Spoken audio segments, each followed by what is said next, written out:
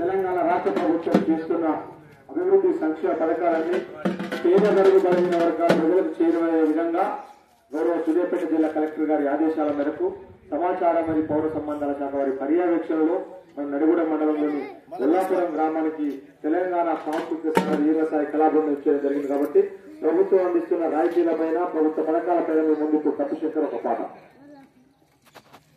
ఆరు ఆరు